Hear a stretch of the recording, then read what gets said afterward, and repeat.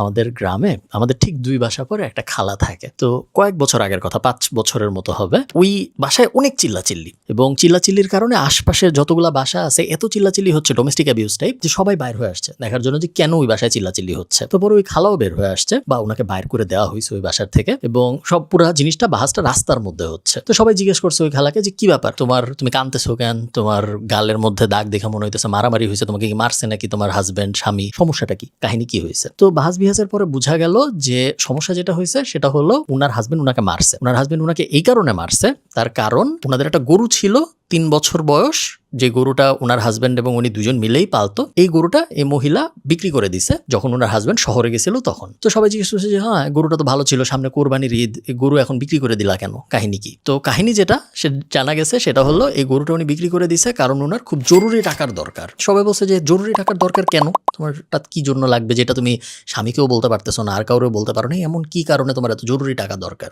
তো সে বলবে না। অনেকক্ষণ পরে অনেক বাস বিচার, যে তালাক দিয়ে দিব, ডিভোর্স হয়ে যাবে, হ্যান ত্যান অনেক কিছু করার পরে ইভেনচুয়ালি যায় সে বলছে যে আমি গরু বিক্রি করছি কারণ আমি 4টা মোটরসাইকেল কিনছি টিভিএস এর। তো তখন সবার আরো মাথায় হাত, যে গ্রামের মধ্যে তুমি পালো গরু, তোমার জামাই করে কৃষি কাজ, 4টা মোটরসাইকেল দিয়ে তুমি করবা কি? তারা জিজ্ঞাসা, তুমি কি মোটরসাইকেল চিনো, তুমি কি মোটরসাইকেল কোনোদিন চালাইছো, তোমার জামাই চালায় সাইকেল এবং তোমাদের মোটরসাইকেল কোনো দরকারও নাই ওই গ্রামের ভিতরে, তাহলে কেন তোমার মোটরসাইকেল লাগবে? আবারও সে বলবে না কাহিনী। তো তাকে অনেক যখন প্রেস করা হয়েছে তখন সে বলছে যে মোটরসাইকেল কিনছি কারণ মোটরসাইকেল দামে 5 ভাগের 1 ভাগে পাইছি, ইভ্যালি নামে একটা ওয়েবসাইট আছে, ওইখান থেকে মোটরসাইকেল কিনছি। কয়েকদিন পরে যখন মোটরসাইকেল ডেলিভারি আসবে তখন আবার সেম দামে বেচে দিব, আমার যে টাকা ওই টাকা 5 গুণ হয়ে গেল, আমার কোনো কষ্টই করা লাগলো না, আমি জিতলাম। এই কাহিনী আমি আপনাদের এই জন্য বলতেছি, তার কারণ যুগে যুগে বাঙালিদের সাথে এই জিনিস হয়ে আসতেছে। আমার মনে আছে আমি যখন ছোট, আমার ইউটিউব চ্যানেলের শুরুর দিকে, তখনও MLM ব্যাপারটা বাংলাদেশের নতুন নতুন, তখন আমি ফার্স্ট চ্যাম্প ক্যাশ নামে একটা কোম্পানি নিয়ে ভিডিও বানাইলাম। চ্যাম্প ক্যাশের কাহিনী কি, ওই ওয়েবসাইটে ওই অ্যাপের ভিতরে যারা আইডি খুলে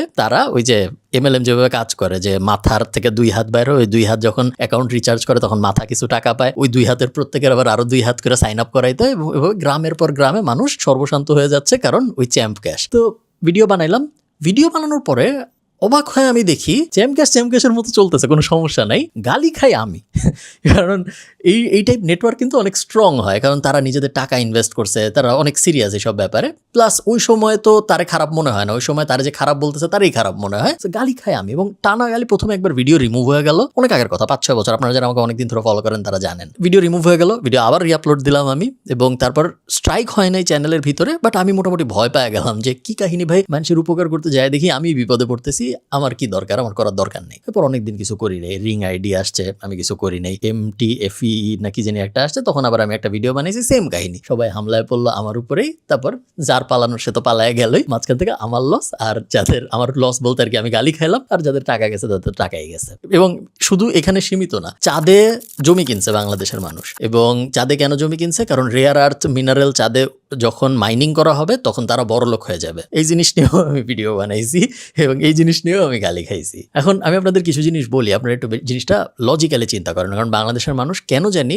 অনেক বুদ্ধিমান আমরা সবাই, কিন্তু যখন ইনভেস্টমেন্টের অ্যাঙ্গেলগুলো আসে তখন কেন জানি আমরা আমাদের কমন সেন্স ইউজ করি না। আমরা ভাবি যে ফাইন্যান্স, ইনভেস্টমেন্ট এত জটিল বিষয়, এত এই কাহিনী ওই কাহিনী, আমরা মনে হয় বুঝবো না, সে যা বলতেছে আমারে তাই সত্য, এছাড়া আমার অত ডিপে যাওয়ার দরকার নেই। আপনারা একটু আমার কথা 2 মিনিট শুনেন, আপনি সবই বুঝবেন, এমন না বোঝার মতো কোনো কিছু হয় নাই। 1 নম্বর জিনিস, যদি কেউ আপনাকে এসে বলে যে ভাই আপনি আমাকে কিছু টাকা দেন, আমার এই ব্যবসা আছে, এই ব্যবসায় আমি ওই টাকাটা খাটাবো, তারপর আমি আপনাকে 20% রিটার্ন দিব, বুঝেন কথাটা। সে যদি আপনাকে বলে সে আপনাকে 20% রিটার্ন দিবে, মনে করেন আমার একটা ব্যবসা আছে, আমি আপনার 20% রিটার্ন দিব, আপনি আমার 1 লাখ টাকা দিচ্ছেন, আমি আপনার 1,20,000 টাকা ফেরত দিব। আমি তো চ্যারিটি করি না, আপনারা যদি আমার 20,000 টাকা 20% রিটার্ন দিতে হয়, আমার নিশ্চয়ই লাভ করতে হয়েছে 40%, কারণ আমি তো অ্যাটলিস্ট 50-50 রাখবো। বেশিরভাগ সময় দেখা যাবে আমি তো বেশি রাখবো, কারণ বিজনেস আমি চালাইতেছি, কষ্ট আমার, সবকিছু আমার। তো ধরেন লাভ হয়েছে হয়তো 60%, তার মধ্যে থেকে 20% আপনারা দিছি, 40% আমি রাখছি। দুনিয়ায় কোন বিজনেস আছে যেই বিজনেস 60% প্রফিট করে রেগুলারলি, কোনো ধরনের ঝামেলা ছাড়া, কোনো ধরনের কাহিনী ছাড়া? খুব বেশি নাই। সো কেউ যখন আপনাকে এসে বলবে, এবং আপনি বড় বড় কোম্পানি যারা আছে, ফেসবুক, অ্যাপল, অ্যামাজন, ইন্টারনেট, এদের রেভিনিউ একটু গুগল করেন যে ভাই এরা কত প্রফিট করছে, আমি একটু দেখি গত বছর এদের প্রফিট কত % ছিল, আপনারা একটু গুগল করেন আমাদের এই ভিডিওটা শেষ হওয়ার পরে। তো আপনারা এসে একজন বললো যে আমি 20% আপনারা প্রফিট দিব, আপনি বললেন হ্যাঁ এই নাও টাকা, 20% প্রফিট দেয়। আপনার মাথায় একবারও খেললো না যে আমারই যদি 20% প্রফিট দেয় তাহলে তো সে নিশ্চয়ই 40-50% প্রফিট করতেছে, সে কি এমন ব্যবসা করে, কি এমন জাদু তার কাছে আছে, যে জাদুর বলে সে টাকা অলমোস্ট ডাবল করে ফেলতেছে সাথে সাথে, কারণ 50-60% মানে তো অলমোস্ট ডাবল হয়ে যাচ্ছে আমার টাকা, এবং তারপর আমারে ফেরত দিচ্ছে, তার ব্যবসাও সে চালাইতেছে, তার ব্যবসা বড়ও হইতেছে, সে নিজেও প্রফিট করতেছে। এমন কি জাদু? এই জাদুর কথা কিভাবে শুধু সেই জানে আর কেউ জানে না? এটা তো হওয়ার কথা না, তাই না? আমাকে অনেকে বলে যে ভাই আমরা 7 জন মিলে একটা ফেসবুক গ্রুপের মাধ্যমে মিলিত হয়েছি, আমরা একটা সমবায় বানাবো। আমাদের প্ল্যান হইলো আমরা প্রথমে একটা জমি কিনবো, তারপরে ওই জমির উপরে ফ্ল্যাট হবে, তারপরে আমার অলরেডি একটা ফ্ল্যাট আছে। এটা আমার একটা বন্ধু আমারে বলছে, আমি ওর একদম সামনাসামনি যেটা বুঝাইছি আমি আপনাদেরকে ওইটাই বুঝাবো। আমার বন্ধু আমাকে বলতে যে আমি এইভাবে পরিচয় হয়েছে, এই সমবায় সমিতি ম্যানেজমেন্ট খুব ভালো, কোনো সমস্যা নাই। এখন আমরা একটা জমি কিনছি, আমরা 7 জন মিলে সবাই টাকা দিয়ে, এখন এই জমির উপরে অ্যাপার্টমেন্ট হবে G7 G+7, মানে 7 তলা অ্যাপার্টমেন্ট, গ্রাউন্ড ফ্লোর এরকম হবে। হওয়ার পরে আমরা যারা পার্টিসিপেট করছি আমরা সবাই একটা করে ফ্ল্যাট পাবো। তো আমি ওকে জিজ্ঞেস করছি যে ঠিক আছে, খুব ভালো কথা, তুই ফ্ল্যাট পাবি, ফ্ল্যাট পাওয়ার জন্য তোর টোটাল কত টাকা দিতে হচ্ছে? আমাকে বললো যে শুরুর দিকে আমি জমির জন্য আমার ভাগে পড়ছিল এই 28 লাখের মতো সব, তারপর ফ্ল্যাট হবে যখন সব মিলে 1200 স্কোয়ার ফিটের ফ্ল্যাট হইতে আমার 2 কোটির আশপাশে খরচ হয়ে যাবে, কিন্তু যদি আমি রেডি একটা ফ্ল্যাট কিনতাম তাহলে আমার 4-5 কোটি টাকা লেগে যেত, আমার হাফের মতো বেঁচে যাচ্ছে এই সমবায়ের কারণে। তো আমি ওকে বললাম যে তুই ব্যাপারটা একটু বুঝ, যে তোর অলরেডি ফ্ল্যাট আছে, তুই ওই ফ্ল্যাটে যা থাকবি না, তোর অলরেডি মাথা গোজার ঠাই আছে। এখন তুই এই ফ্ল্যাটে তারপরেও ইনভেস্ট করছিস, তার কারণ তোর মনে হয়েছে যে ফ্ল্যাটটা হবে তখন ওই ফ্ল্যাট আমি ভাড়া দিব, তারপর আমার ইনকাম হবে। মনে করেন আপনি 1 কোটি টাকা দিয়ে একটা ফ্ল্যাট কিনছেন, মনে করেন এখন আপনি ঠিক করলেন যে এই ফ্ল্যাট আমি এখন ভাড়া দিব, ভাড়া দিয়ে আমি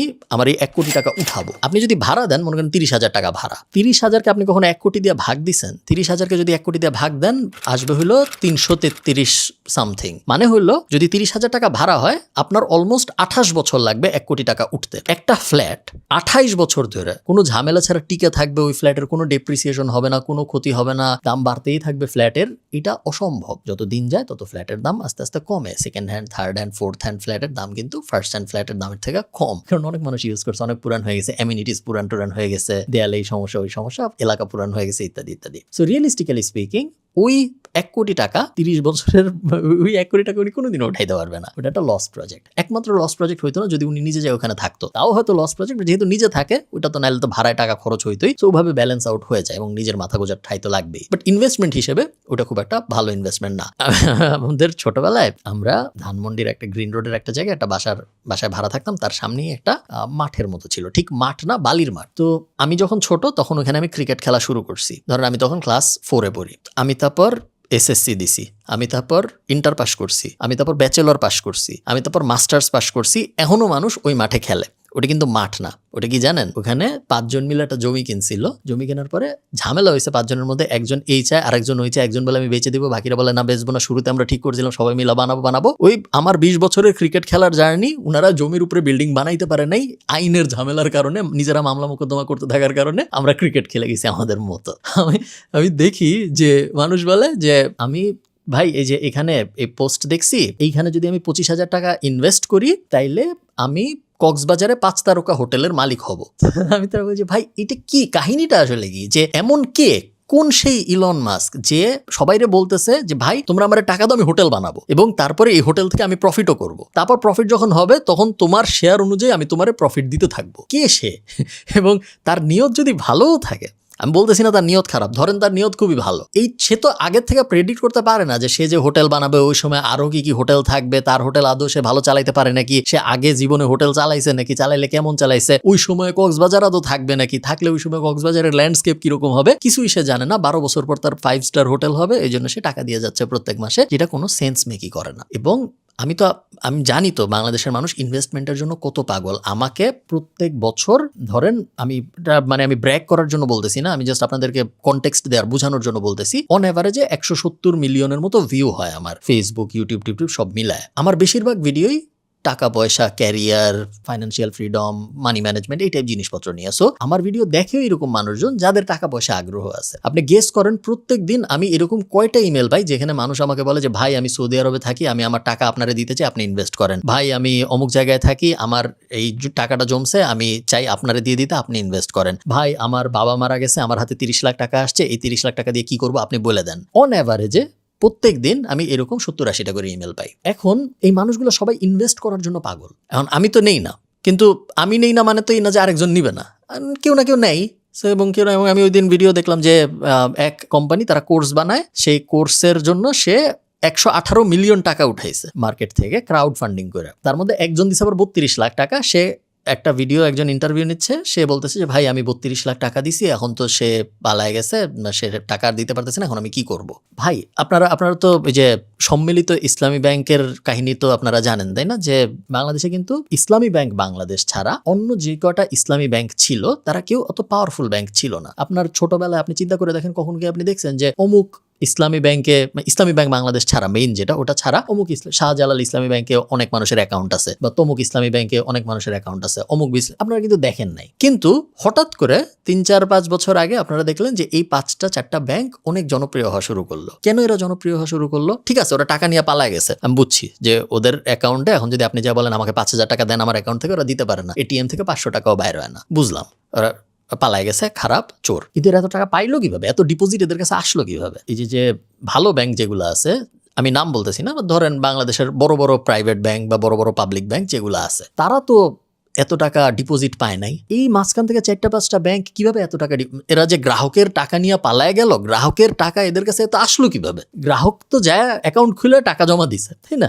তো গ্রাহক কেন এত যায় অ্যাকাউন্ট খুলে টাকা জমা দিছে? কারণ এই প্রত্যেকটা ব্যাংক কোটিপতি স্কিম, হাই ইন্টারেস্ট, আমরা 12% দিব, অন্যরা 12% দেয়, আমরা 13% দিব, অন্যরা 9% দেয়, আমরা 11% দিব। এই কাহিনীগুলা করে করে এবং মানুষ পাগল হয়ে গেল। মানুষ সাথে সাথে তার সঞ্চয়পত্র ভেঙে ফেললো, তার অন্যান্য ফিক্সড ডিপোজিট যেগুলো ছিল অন্যান্য ব্যাংকে সেগুলো ভেঙে ফেললো, এবং সবাই যায় ওই 5-6টা ব্যাংকের ভিতরে অ্যাকাউন্ট খুলে নিজেদের টাকা দেওয়া শুরু করলো। কেন? লোভ। কেন?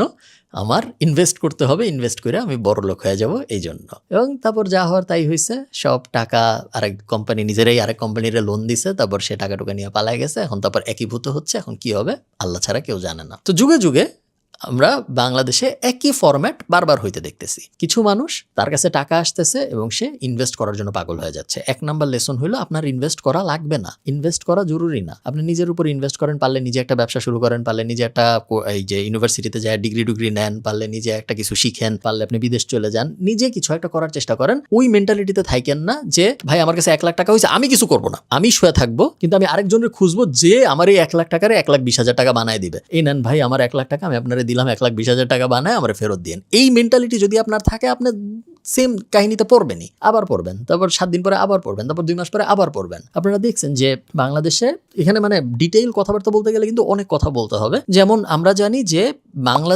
বাংলাদেশ এমন একটা মার্কেট যেখানে কাস্টমার লয়্যালটি নাই। এখন কাস্টমার লয়্যালটি যেই মার্কেটে নাই, সেই মার্কেটে, এটা আমি কেন বলতেছি আমি একটু ভেঙে বলি, তাহলে আপনারা বুঝতে পারবেন। দেখেন, যখন একটা স্টার্টআপ ইনভেস্টমেন্ট নেয়, স্পেশালি গ্রোথ স্টেজে, তখন সেই স্টার্টআপটার উদ্দেশ্য কি থাকে? তখন সেই স্টার্টআপটার উদ্দেশ্য থাকে যে আমি টাকা বার্ন করব, আমি টাকা খরচ করব পাগলের মতো, কিন্তু আমি কাস্টমার অ্যাকোয়ার করতে থাকবো। আমার লং টার্ম প্ল্যান হলো একসময় আমি এরা তো বার্ন করব না, কিন্তু যেই কাস্টমার আমি অ্যাকোয়ার করছি তারা আমাকে রেগুলারলি ইউজ করতে থাকবে, এবং আমার ব্র্যান্ড এত বড় হয়ে যাবে যে নতুন কাস্টমারও আমার কাছে অটোমেটিক্যালি আসতে থাকবে, আমার এত বার্ন করা লাগবে না আর। তখন এই সেম মডেলে উবার বলেন, এয়ারবিএনবি বলেন, দুনিয়ায় যত, ইভেন আজকের দিনের চ্যাটজিপিটি বলেন, অ্যানথ্রপিক বলেন, আপনার কি মনে হয় আপনার এই চ্যাটজিপিটির যে $20, এই $20 সার্ভিস দিতে চ্যাটজিপিটির $20 খরচ হয়? না, আপনার এই $20 সার্ভিস দিতে কিন্তু চ্যাটজিপিটির বা অ্যানথ্রপিকের $30 খরচ হয়, $50 খরচ হয়। ও কেয়ার করে না। ও কেয়ার করে না কেন? কারণ ও জানে যে আপনার যখন অভ্যাস হয়ে যাবে, 10 বছর পরে যায়, 12 বছর পরে যায়, আপনার দিতেই হবে। ও যখন দাম বাড়াবে তখন আপনার দিতেই হবে। আমি গুগলকে প্রত্যেক মাসে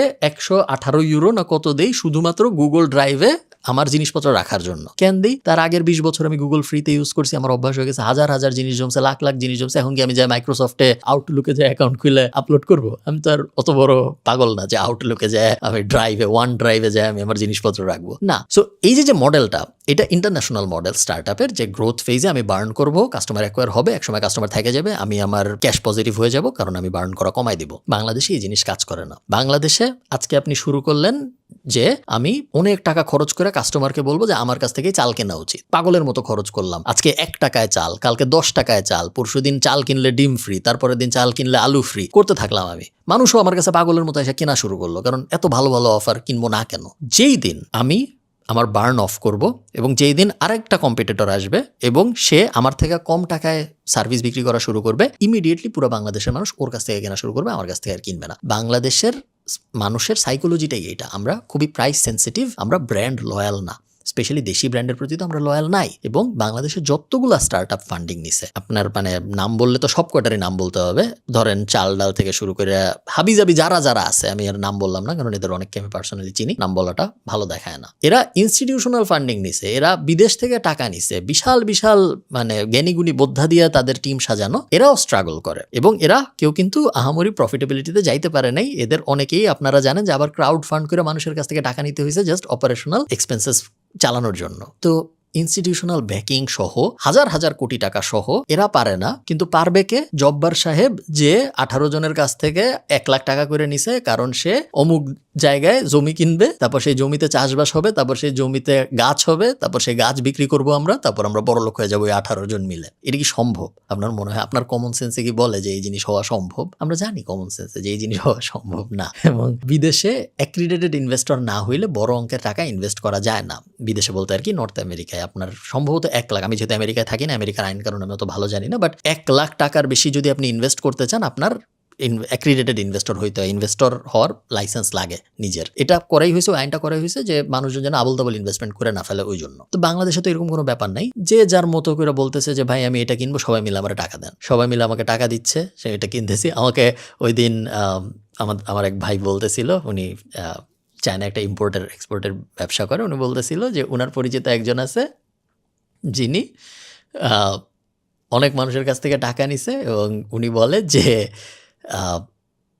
এই যে উনি মানে এভাবেই প্রমোশনটা করে যে আপনার ছেলে তো কখনো একটা মুরগি কিভাবে দৌড়ায় দেখে নাই, আপনার ছেলে তো কখনো একটা ছাগল কিভাবে কাঁঠাল পাতা খায় দেখে নাই। আমরা আপনাদের সবার টাকা নিয়ে এক টুকরো জমি কিনবো ওই গ্রামে, তারপর ওই গ্রামের ওই জমিতে মুরগি থাকবে, ওই গ্রামের ওই জমিতে ছাগল থাকবে। আপনার যখন ইচ্ছা আপনি আপনার বাচ্চা নিয়ে চলে আসবেন, আপনার বাচ্চা মুরগির পিছনে দৌড়াবে, আপনার বাচ্চা ছাগলকে কাঁঠাল পাতা খাওয়াবে, আপনারা এই যে সেম গাছ কিভাবে বড় হয়, ছাগল কিভাবে পাতা খায়, এগুলো সব আপনারা খুব সুন্দর করে আবার দেখতে পারবেন। এবং এই জন্য আপনারা সবাই আমাকে টাকা দেন, আমরা সবাই মিলে চলেন এই জিনিস করি। তো অনেকে দিছেও।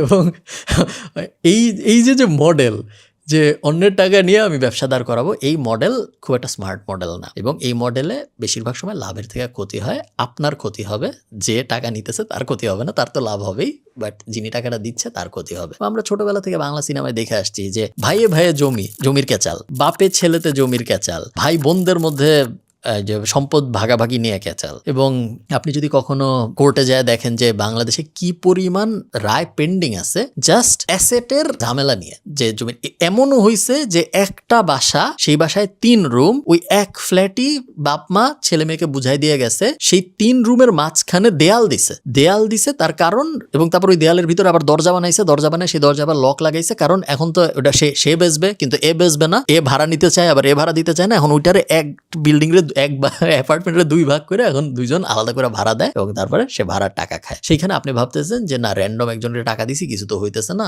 আমি বড়লোক হয়ে যাবো। এটা তো হওয়ার কথা না, তাই না? তো এই বিষয়ে আমি আসলে ভিডিও বানাইতে চাই না, কারণ এই বিষয়ে এই মানে ইনভেস্ট কোথায় করব, ইনভেস্ট করা উচিত নাকি, ইনভেস্ট করলে কিভাবে করব, এই অ্যাঙ্গেলে আমি যখনই কথাবার্তা বলি, এই সব কয়টা গ্রুপের অমুক ক্রাউড ফান্ডিং, তমুক এই, তমুক সেই, তমুক হোটেল, তমুক, এরা সবাই মিলে আসলে আমাকেই তারপর গালাগালি করা শুরু করে। সো এটা আমার এই বিষয়ে জীবনের লাস্ট ভিডিও আপনি বলতে পারেন। আপনার টাকা আপনি ফার্ম গেটে যা পুরাই দিলেও আমার কিছু যায় আসে না, আপনার টাকা আপনি খায়া ফেললেও আমার কিছু যায় আসে না, আপনার টাকা দিয়ে আপনি কক্সবাজারে 5 তারকা হোটেলের মালিক হলেও আমার কিছু যায় আসে না, আপনি চাঁদে জমি কিনলেও আমার কিছু যায় আসে না। আমি জাস্ট একজন শুভাকাঙ্ক্ষী হিসেবে আপনাদের সাথে এই ব্যাপারটা শেয়ার করলাম। এবং আমি নিজে কখনোই এই ধরনের জিনিসপত্রে ইনভেস্ট করি না। হ্যাঁ, আমি স্টার্ট আপে ইনভেস্ট করি, বাট স্টার্ট আপে যখন আমি ইনভেস্ট করি তখন আমি শুধু ওই টাকাটুকুই স্টার্ট আপে ইনভেস্ট করি। আপনারা জানেন আমরা ফাউন্ডার্স ডে নামে একটা শো করি ইউটিউবে, শুধু ওই টাকাটুকুই আমি স্টার্ট আপে ইনভেস্ট করি, যেই টাকাটুকু আমি 100% হারাতে প্রস্তুত। স্টার্ট আপে ইনভেস্ট করা, বিজনেসে ইনভেস্ট করা, যতগুলা ইনভেস্টমেন্টের ফর্ম আছে তার মধ্যে রিস্কিয়েস্ট, কারণ আপনি একটা কোম্পানিতে টাকা দিচ্ছেন, সেই কোম্পানির কি হবে এটার কোনো কন্ট্রোল আপনার হাতে নাই। এবং ওই কোম্পানি যে চালাচ্ছে সে যদি অনেক ভালোও হয়, তারপরেও তার কন্ট্রোলে নাই অনেক কিছু। এবং এমন হইতে পারে যে সে ফাউন্ডার অনেক ভালো, সে ভালো মানুষ, কিন্তু তারপরেও সে ব্যবসা চালাইতে পারে, হইতেই পারে। কারণ আমরা জানি যে আপনি যদি ব্যবসা শুরু করেন 8 বার আপনি ফেল করবেন, তারপর আপনি একবার সফল হবেন, এটা আমেরিকান স্ট্যাট। এবং তারপরে যারা সফল হয় তার মধ্যে আবার একটা বড় অংশ তার পরবর্তী 5 বছরের মধ্যে ফেল করে। সো আমি স্টার্ট আপ ইনভেস্ট করি, বাট শুধুমাত্র ওই টাকাটাই করি যে টাকাটা আমি হারাইতে রাজি। আপনাদের বেশিরভাগের জন্য বিভিন্ন বিজনেসে ইনভেস্ট করা ভালো স্ট্র্যাটেজি না। সো আপনারা এই জিনিসটা কইরেন না। ভালো থাকেন, আপনাদের সাথে আমার দেখা হবে পরের কোনো একটা ভিডিওতে। টাটা।